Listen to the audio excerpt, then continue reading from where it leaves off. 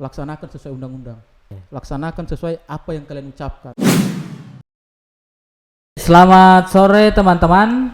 Assalamualaikum warahmatullahi wabarakatuh. Salam sejahtera untuk kita semua. Kembali lagi dengan saya Rian Gostar dalam podcast Selebes Bergerak. Saat ini saya ditemani oleh Bung Wiwin, salah satu penyintas yang berasal dari Kabupaten Donggala. Nah, Bung Wiwin ini terlibat aktif dalam memperjuangkan hak-hak warga terdampak bencana. Nah, Bung Wiwin bisa memperkenalkan dirinya terlebih dahulu? Iya, oke. Perkenalkan, nama saya Wiwin, asal dari Desa Ultasiburi, dan saya merupakan salah satu orang yang terdampak bencana di 28 September. Oke, terima kasih Bung. Nah, Bung Wiwin, kita di sini mau cerita-cerita tentang pengalamannya Bung Wiwin selama memperjuangkan hak-haknya sebagai warga terdampak bencana maupun hak-hak warga terdampak bencana lainnya. Nah, apa sih yang sebenarnya memotivasi Bung untuk terus memperjuangkan hak-haknya warga terdampak bencana selama ini? Oke, baik. Untuk saya sendiri, kalau bilang untuk motivasi, tidak ada motivasi sebenarnya. Cuman pada saat bencana, di situ memang saya melihat bahwa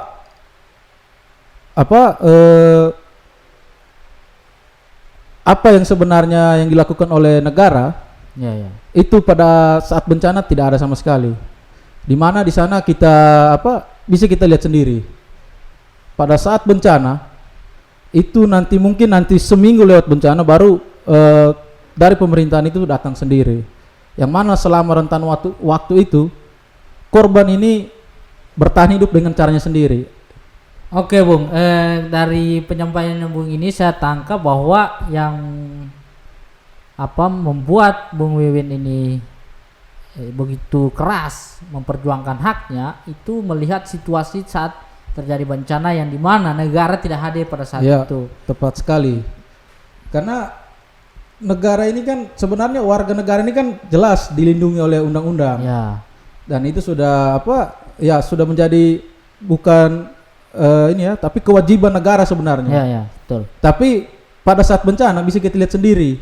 Di mana saya ceritakan yang di Loli itu ya bisa saya bilang bupati sendiri hilang. Oke, Bupati Donggala. Donggala hilang dalam artian tidak ada di tempat, katanya di Jakarta dan lain sebagainya. Namun pada beberapa setelah bencana itu warga melihat ada mobil ambulans, yang mana itu kan ambulans itu identik dengan slogannya bupati. Oke. Isema apa mepi apa. Dengan spontan warga di sana menahan. Dan yang sangat miris lah dilihat. Ternyata di dalam ambulans itu bersembunyi Pak Bupati. Pak Bupati Donggala. Iya, bersembunyi di mobil ambulans itu. Sehingga dalam situasi seperti itu, yang mana warga kelaparan sudah berapa hari, mau tidak mau warga bisa dibilang sedikit kasar, tapi kasar dalam artian wajar lah kalau warga sudah mengambil tindakan seperti itu dengan menarik Pak Bupati keluar dari mobilnya. Karena apa?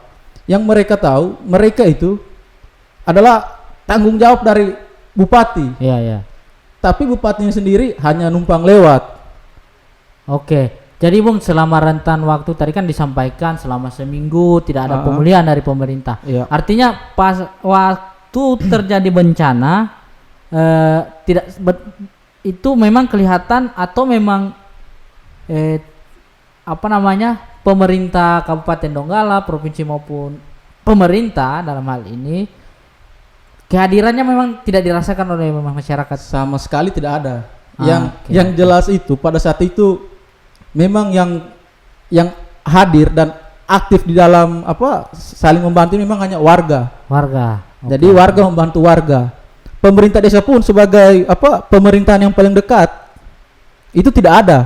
Oke. Saya tangkap maksudnya bahwa dalam proses terjadinya bencana memang kelihatan ada kegugupan atau kegagapan pemerintah dalam bagaimana menangani bencana ini. Iya, tepat sekali. Ya, dalam artian selama ini tidak ada mitigasi bencana yang disediakan oleh pemerintah kita maupun edukasi kepada masyarakat jika terjadi bencana seperti apa yang jalan yang kita mau ambil. Nah, ke depan ini kan ada nanti peringatan, kalau saya tidak salah ingat itu kesiapsiagaan bencana di 26 April ini. Nah, artinya saya kira penting untuk pemerintah belajar bahwa pengalaman kemarin itu seharusnya sudah mulai memberikan edukasi kepada rakyat, ya, kepada masyarakat bagaimana proses-proses penanganan bencana. Nah, kalau kita baca atau kita lihat selama ini proses penanganan bencana di Sulawesi Tengah itu kan sama sekali gagap tanggap kalau saya bilang kan. Tidak siap lah. Tidak siap. Karena kenapa sampai hari ini pun masih banyak warga yang masih di Huntara, belum dapat pemulihan. Nah, kalau di Bung Wiwin sendiri pengalamannya di Kabupaten Donggala khususnya itu situasinya seperti apa sekarang ini? Ya, kalau di Donggala sendiri itu kalau untuk saya lihat secara pribadi memang tidak siap dalam menghadapi bencana. Kalaupun akan diadakan seperti Bung bilang tadi tentang kesiapsiagaan bencana, yang harus ditekankan adalah kegiatan itu tidak semata-mata dilakukan hanya karena proyeknya, karena ada dana yang dikeluarkan negara untuk melakukan itu. Tapi bagaimana pemerintah itu harusnya mengawal terus. Oke. Jika hanya mengambil dari sisi proyeknya saja, saya rasa tulisan yang ada di belakangnya Bung ini betul. Bencana bukan ladang bisnis. Oke, ya. Jadi warga patut curiga. Iya. Ya, kan dengan situasi. Ya, kita paham lah warga ini kan resah, gelisah, nunggu. Ini belum ada pemulihan, tapi kan kalau kita dengar ini bantuan pinjaman dari luar negeri untuk pemulihan penanganan bencana luar biasa banyaknya. Luar biasa itu kalau kita bayangkan, kita tidak mampu bayangkan. Nah, Bung, selama ini Bung, apa saja upaya-upaya Bung dan kawan-kawan ini yang Bung lakukan sejak awal sampai hari ini itu untuk bagaimana mengejar hak warga terdampak bencana? Oke, yang kami lakukan di sana yaitu pertama apa yang menjadi hak korban bencana itu di awal itu seperti Huntara. Oke. Nah, Huntara sendiri itu kalau untuk di Loli Raya hanya ada 2 lokasi Huntara, yaitu di Loli Saluran dan Loli Pesua. Nah, sementara di desa lain yang terdampak bencana itu tidak mendapatkan Huntara. Desa lain ini desa apa saja? Loli Oge, Loli Tasiburi dan Loli Dondol. Oh, itu sama sekali tidak ada Huntara. Tidak ada Huntara. Oke. Bung, kira-kira Bung tahu apa sebabnya kira-kira? Untuk alasannya itu kemarin itu ditanyakan langsung ke pihak yang terkait, katanya ketersediaan lahan yang tidak ada. Oke. Dan kalau menurut saya ketersediaan lahan tidak ada, saya rasa mustahil. Karena saya ambil contoh di desa Loli Tasiburi sendiri pun itu yang memang tidak ada tambang galian C-nya. Oke. Itu lokasinya masih banyak yang kosong dibandingkan desa lain yang ada tambang galian C-nya. Tapi dengan alasan tidak adanya lahan untuk pembangunan Huntara, saya rasa itu salah satu yang membenarkan bahwa pemerintah lepas tangan atas tanggung jawabnya sendiri. Ya. Yang kedua yang kami lakukan di sana itu mendampingi warga dalam hal advokasinya, yang mana di sana kan ada beberapa warga yang memang ini belum paham lah dengan situasi ini, karena kalau untuk warga bencana ini baru lah di Donggala, tapi kalau untuk pemerintah sendiri tidak ada alasan bilang ini baru kami hadapi. Iya betul. Agak lucu. Karena tanggung jawab seharusnya kan pemerintah sudah punya proyeksi lah ke depan bagaimana dia mau memimpin atau melayani rakyat, kan rakyat memilih pemerintah ini supaya dia melayani warganya kan. Karena seperti itu. Pemerintah ini sebenarnya adalah bisa dibilang pembantu. Bosnya itu adalah rakyat. Nah, kalau Win ini kan kalau kita baca-baca berita, buka-buka tentang berita-berita di Donggala ini, yang kalau kita cari Bung Wiwin kan yang sering muncul itu berita-berita aksi-aksi atau aksi-aksi demonstrasi yang dilakukan warga Kabupaten Donggala khususnya Loli Raya kan. Nah itu kan kita juga bertanya-tanya, pasti ada pro kontra. Kenapa dilakukan aksi demonstrasi? Keresahan apa yang membuat kawan-kawan melakukan ayo kita harus aksi? Nah begitu. Apakah tidak ada jalan lain? Misalnya kan bisa perwakilan dialog atau apa yang mungkin ada jalan keluarnya dibanding harus melakukan aksi-aksi bahkan sampai melakukan blokade jalan nih, jalan trans. Kira-kira bagaimana, Bung? Kalau itu kenapa sampai kami turun ke jalan? Karena kalau hanya menunggu di camp-camp pengungsian, di rumah-rumah keluarga, saya rasa pemerintah tidak akan bergerak. Karena alasan pertama kami turun sudah itu awal aksi itu di bulan Februari tahun 2020. Itu aksi di Loli Pesua. Di depan ini perusahaan BRM. Itu aksi pertama dilakukan karena apa? Hampir 2 tahun atau 1 tahun lah. 1 tahun lebih. 1 tahun lebih itu warga itu tidak mendapatkan haknya atau bisa dibilang diterlantarkan lah. Hanya yang penting dibangunkan huntara, kau tinggal situ ya. Tinggallah kau sampai bahasa kasarnya, kalau saya sebagai pemerintah ini mau bangunkan kau huntap atau kasih kau dana stimulan, baru kau bisa pindah tanpa ada kepastian.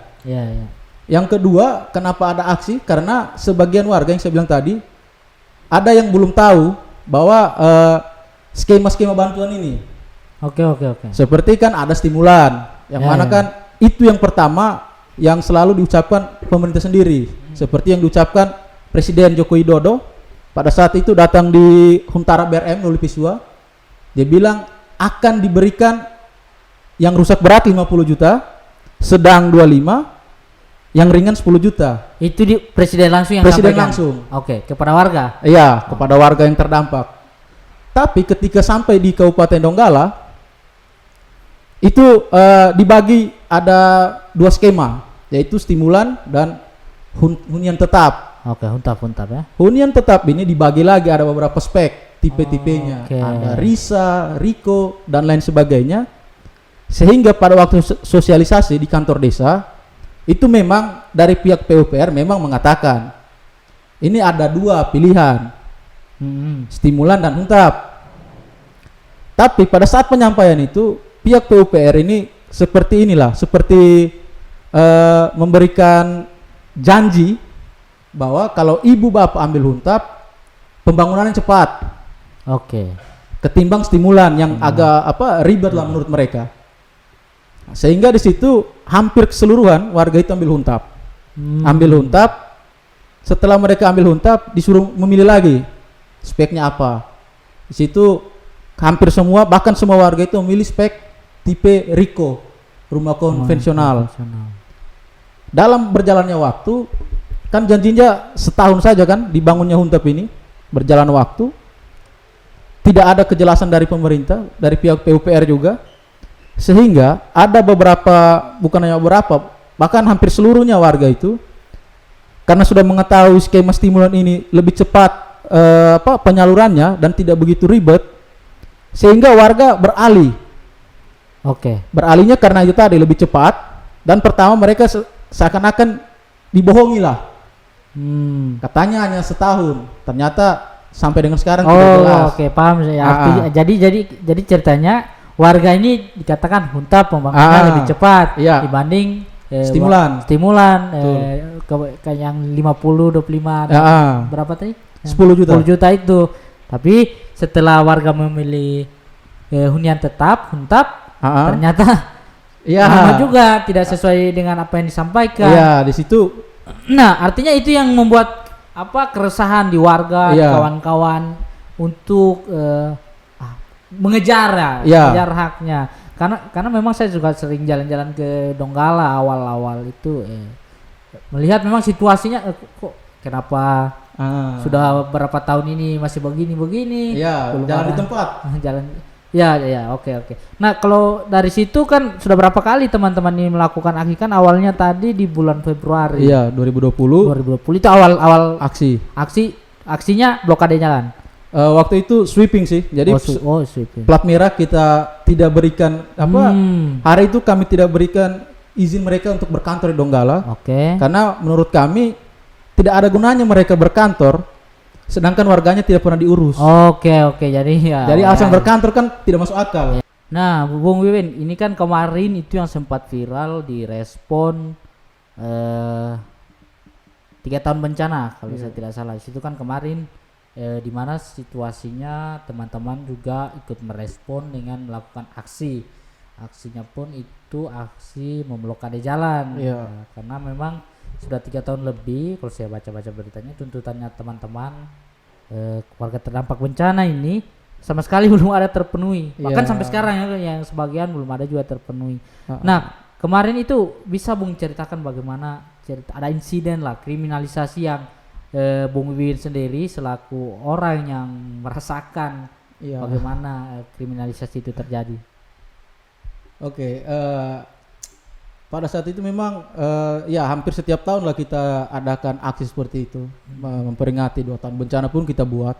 Cuman pada saat di ulang tahun yang ketiga ini memang sedikit inilah kalau saya bilang sedikit berbeda. Berbedanya seperti ini, respon dari aparat kepolisian sendiri kan di situ memang agak kurang inilah kepada kami. Mana aksi itu sebenarnya kami hanya jawaban dari pemerintah yaitu Pak Bupati. Di situ kan tuntutan kami itu berikan dana stimulan kepada korban yang menginginkannya. Yang kedua itu percepat pembangunan Huntap. Dan yang ketiga saya lupa, yang jadi utama dan fokusnya sebenarnya 2 ini. Pada saat itu memang Pak Bupati datang. Pak Bupati datang, namun apa yang kami tanyakan itu tidak dijawab. Malahan yang dijelaskan Pak Bupati adalah alur pendataan, dana dan segala macam yang sebenarnya bisa dibilang sebenarnya warga sudah tahu itu sebenarnya. Cuman Pak Bupati saya tidak tahu apakah Pak Bupati menghindari pertanyaan itu, menghindari menjawab, atau memang Pak Bupati tidak menanggapi, tidak tanggap dengan pertanyaan itu. Sehingga pada saat itu hampir jam 4 sore di situ pasukan kepolisian sudah lengkap lah. Itu sejak dari jam 2 siang itu sudah siap semua dengan perlengkapan perangnya. Sampai di situ saya bilang ini yang diajarkan sama teman-teman kepolisian untuk menghadapi warga. Setelah itu Pak Bupati pergi, Pak Kapolres datang mengatakan bubar, disuruh bubar dengan alasan COVID. COVID pandemi kan? Nah pada saat itu saya spontan mengatakan, karena itu juga terjadi di Donggala. Saya bilang ke Pak Kapolres, kenapa aksi kami yang sebenarnya ini memang haknya kami hanya minta jawaban, Bapak benturkan dengan COVID. Nah sementara pada saat beberapa minggu sebelum aksi itu, Pak Bupati berkerumun di pesta, joget, nyanyi dan segala macam tanpa sempat viral kan juga itu. Tanpa prokes, itu tidak ditindaki. Nah ini kan melihat dari situasi ini menarik ini Bung, karena begini, di Indonesia ini fenomena yang terjadi yang ini kepada institusi kepolisian dengan slogan atau semboyan yang selama ini dibilang atau dikatakan mengayomi, melayani masyarakat itu, tapi yang didapatkan oleh masyarakat ini pelayanan yang seperti teman-teman rasakan kemarin lah. Nah di sini jadi tanda tanya lah untuk kita semua. Dalam setiap aksi demonstrasi, dalam setiap upaya-upaya pemenuhan hak atau ada tuntutan dari rakyat yang memiliki keresahan seperti Bung Wiwin dan teman-teman kemarin itu, justru mendapat perlakuan atau kriminalisasi dari institusi yang seharusnya itu tempat kita untuk melapor bahwa kita ini resah dengan kehidupan kita ini atau dari penanganan pemerintah. Seharusnya kan kepolisian, loh kenapa tidak ditelusuri itu barang, atau sekurang-kurangnya memfasilitasi lah atau fasilitasi lah ini rakyatmu. Kepolisian harus independen lah dalam hal ini kan, dia harus seperti slogannya melayani rakyat, bukan melayani ya pemerintah dalam hal ini itu. Ya, jadi kan loh ini jadi tanda tanya kan, dilindungi siapa, yang dilayani siapa? Betul. Kenapa rakyat yang ditangkap? Kenapa rakyat yang dipukuli? Iya. Nah, kan tugasnya itu. Kalau dia ya tampilan publik yang selama ini ditampilkan kan selalunya bilang ya kami bersama rakyat, ya Polri bersama rakyat, apa maksudnya jualan itu yang selalu apa ya, kalau memang tidak untuk rakyat jangan bilang itulah, bosan lah rakyat ini dengan apa atau kita bilang muaklah kita ini dikatakan Polri bersama rakyat, tapi kenyataannya prakteknya langsung itu ya seperti teman-teman rasakan kemarin itu kan sebenarnya itu apa ya mencederai lah demokrasi di Indonesia. Ditambah mengurangi ini juga sih mengurangi rasa percaya kepolisian terhadap ini masyarakat pada polisian ya. Ya dari pengalaman kemarin Bung. Kan Bung kalau dilihat videonya memang kelihatan sekali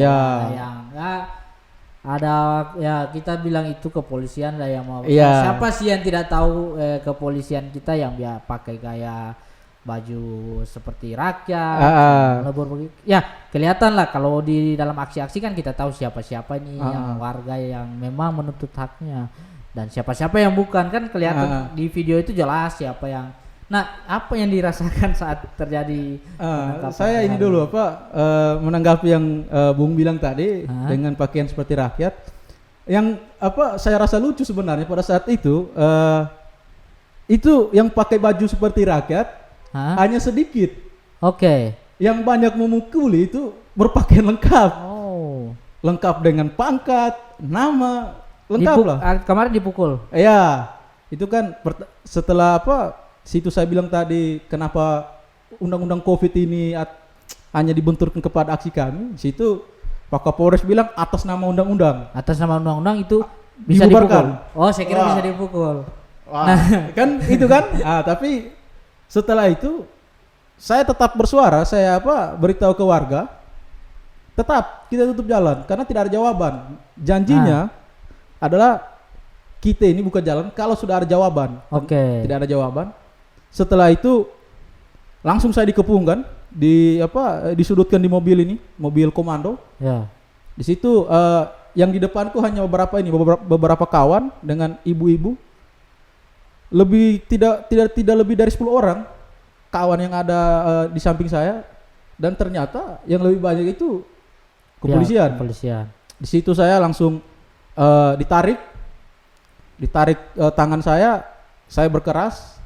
Saya bilang saya tidak salah apa-apa. Kemarin itu kan kalau lihat dari videonya memang tidak ada juga perlawanan dari Bung kan untuk misalnya sudah istilahnya membela diri kan sehingga melakukan perlawanan kan menghindar kalau saya lihat kemarin itu.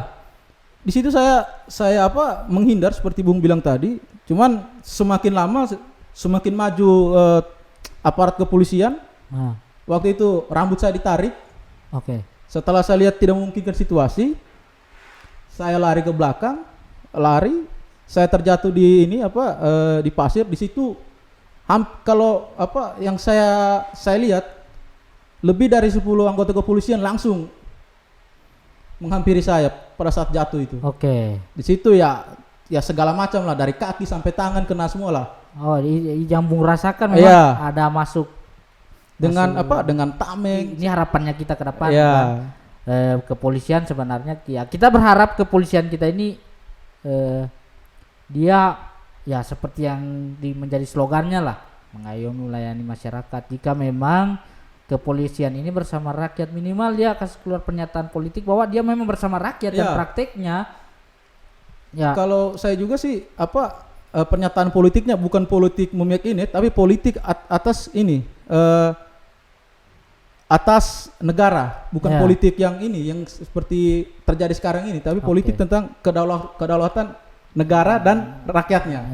Nah kemarin kalau sebenarnya kan dari aksi itu memang kemarin selama aksi bukan baru kemarin. Nah, selama aksi ini kan posisi kepolisian selalu dibenturkan dengan rakyat. Jadi ini jadi pertanyaan, ini polisi ini dibentuk apakah memang untuk melindungi melayani rakyat, melindungi rakyat, atau memang dia dibentuk hanya untuk dibenturkan dengan rakyat? Itu jadi pertanyaan besar kita. Karena setiap ada tuntutan dari rakyat hingga melakukan aksi-aksi demonstrasi, kalau dikatakan dalam ya kalau tadi ada bilang atas nama undang-undang, kan atas nama undang-undang rakyat juga punya hak untuk menyampaikan aspirasi di depan umum, ya, dia berhak untuk mengekspresi. Salah satunya kan kemarin dengan melakukan blokade jalan, itu kan bentuk ekspresi. Nah, memang betul banyak jalan lah. Misalnya kalau dikatakan ya sebenarnya bisa tidak dengan tutup jalan, bisa ketemu langsung bupati atau apa-apa. Tapi kan selama ini kalau saya pelajari kan cara-cara itu sudah kami coba bertemu bupati pun dihindari. Bahkan ada berita sempat chaos. Iya. Pada itu di bulan berapa? Bulan tahun 2021 itu kalau saya tidak salah bulan Juli lah. Juli ya. Di 2020 atau 2021 kalau nggak salah itu. 2020 ya. Kayaknya. 2020. Di situ memang karena itu sama. Pada saat bupati hadir, dia tidak menjawab. Oke, jadi sudah banyak upaya yang dilakukan sehingga jalan yang dipilih yang diambil itu blokade jalan. Iya. Nah, berapa orang yang ditangkap kemarin, Bung? Ada 5 orang. Ada 5 orang ya. Ya. Apa? Itu yang ditangkap, kalau saya dengar kemarin 4 itu warga terdampak bencana. Iya. Nah, proses saat ditangkap dan dibawa ke kantor polisi itu seperti apa? Kalau pada saat ditangkap itu saya pikir hanya saya sendiri kan yang ditahan. Saya dibawa itu hanya kira-kira jarak 50 meter. Ya sinilah ada tendangan lah masuk ke muka. Oh lagi. Sudah ini ya seperti teroris lah, dibawa jalan kira-kira 1 kilo lebih jalan kaki. Saya lihat ada kawan satu orang diangkat seperti binatang, sudah tangannya berdarah. Oh itu yang sama-sama ditangkap. Iya. Nah, ketiga itu ya setelah 1 kilometer berjalan kita dinaikkan di mobil. Di mobil saya pikir hanya berdua lagi kan di dalam. Ternyata dalam 1 menit datang lagi 1 orang, jadi berempat kami di mobil jalan sampai di ini Polres Donggala. Ketika sampai di Polres kaget 1 orang lagi dibawa naik motor. Oke. Jadi 5. Setelah sampai di kantor polisi itu di Polres Donggala, di reskrim ditanya-tanya dan segala macam, sampai saya rasa inilah meskipun itu ada ini memang undang-undangannya ada tertulis, tapi saya rasa itu salah satu cara intimidasi juga. Jadi setelah itu ya kira-kira 30 menit langsung kami diberikan ini sudah beritahu tes urin dulu. Oh, tes urin. Jadi menurut saya yang kami lakukan ini seperti dia minta tes urin tanpa kami lihat alatnya itu dari kemasan atau bekas, kami tidak lihat. Tiba-tiba kami langsung disuruh kencing satu persatu. Ya. Kencing langsung dites. Dan yang anehnya dari kelima kami ditahan semua itu positif semua. Keempat ini ditanyakan semua, kau pakai ini. Nah di situ ada salah seorang kawan bilang, saya ini tidak pernah pakai. Iya. Saya kemarin baru urus SKCK. Tidak mungkin kemarin saya urus SKCK, hari ini saya positif. Yang kami lihat hasilnya, yang tidak kami lihat alatnya itu apakah baru atau bekas. Seandainya kami tidak berkeras bahwa kami tidak memakai, mungkin kami akan dijerat undang-undang itu juga. Penyalahgunaan narkoba. Seandainya kami tidak berkeras. Tapi yang aneh itu kenapa bisa positif? Itu makanya karena alatnya kan memang ya bisa dibilang kami tidak lihat baru. Kalau seperti pemeriksaan yang umumnya pasti bilang alatnya baru ya Pak, dari kemasan. Ini hanya hasilnya saja diperlihatkan positif. Berapa lama Bung ditahan? Ya inilah hampir 24 jam. Hampir 24 jam. Di situ ditanya kaki kenapa begini, agak pincang. Itu yang tanya? Ya, ini penyidik lah. Situ ya jelas kami bilang ya ini di kejadian di sana kan. Terus kayak ini kan kayak orang tidak berdosa lah. Bilang itu kejadian di sana ya, bukan kami yang melakukan, bukan di kantor kejadiannya. Setidaknya kalau secara ini ya moral sebenarnya, seandainya itu pun kalau kejadian di lapangan, kalian itu satu institusi. Agak kurang inilah, kurang pantas. Kriminalisasi boleh asal jangan di kantor polisi. Keberpihakan aparat kepolisian, saya rasa atas nama undang-undang dipakai hanya untuk mengekang rakyat, melemahkan gerakan. Berpihak sama sekali tidak berpihak kepada masyarakat. Nah ini kan kita cari dari pengalamannya Bung tadi sampai ditangkap itu kan memang kita lihat bagaimana pemerintah mulai dari pemerintah kita bahkan juga institusi kepolisian kita yang melakukan kriminalisasi juga pelayanannya bahkan sampai positif. Nah ini Bung saya mau minta bagaimana harapannya lah kepada proses penanganan bencana di Sulawesi Tengah khususnya Kabupaten Donggala juga kepada pihak kepolisiannya kita seperti apa dan juga kepada warga terdampak bencana. Ya. Kalau untuk dari saya pribadi sih, kalau untuk penanganan bencana untuk pemerintah laksanakan sesuai undang-undang. Oke. Laksanakan sesuai apa yang kalian ucapkan. Jangan kalian melanggar apa yang kalian buat sendiri. Ya. Agak aneh kan? Kalau untuk aparat kepolisian hampir sama juga sebenarnya yang saya mau katakan sama pemerintah. Tegakkan hukum, tegakkan aturan sesuai apa yang kalian buat. Bukan tegakkan sesuai kemauan dan keterdekatan kalian. Dan kalau untuk warga sendiri ya, untuk di Lol ya, alhamdulillah di sana sudah hampir rampung pembangunan huntapnya dan sudah ada yang berpindah. Cuman di sana masih ada lah beberapa, masih ada juga yang belum menerima haknya seperti kemarin yang data tambahan. Harapannya sih tetap berjuang, tetap semangat meskipun kalian dipikir ini tidak akan mungkin, tapi di awal tahun kemarin kan berkas itu sudah diantarkan ke gubernur sendiri dan beberapa bulan lalu staf khususnya mengatakan di radio di RRI itu akan diproses. Semoga tersemogakan lah, karena itu tadi saya bilang pemerintah membuat janji dan aturan harus ditepati. Itu kan dari staf gubernur lah. Bung.